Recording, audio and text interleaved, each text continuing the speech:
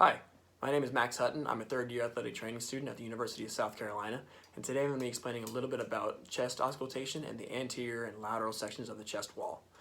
Lung auscultation is a very important part of any respiratory medical exam and should be done in a quiet environment.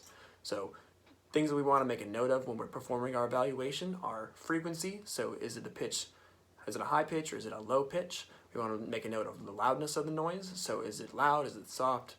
The quality of the noise.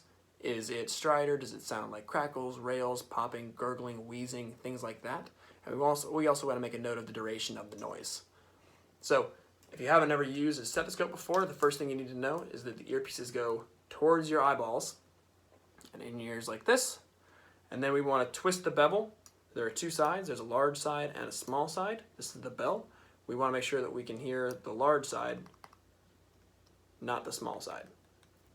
So starting with the anterior section of the chest, we're doing all of these bilaterally. So whenever you'd have a patient, you'd have them go inhale deeply, and then exhale.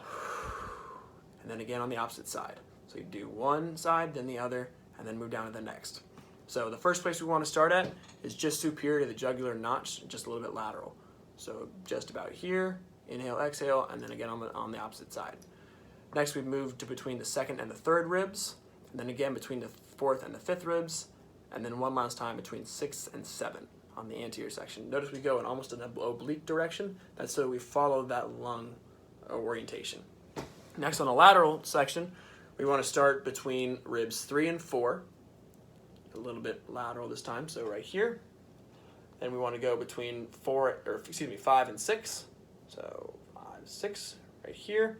Have inhale and exhale between 7 and 8. And then again between 8 and 9. Again, we're almost going in an oblique direction this way to follow the outer section of the lung.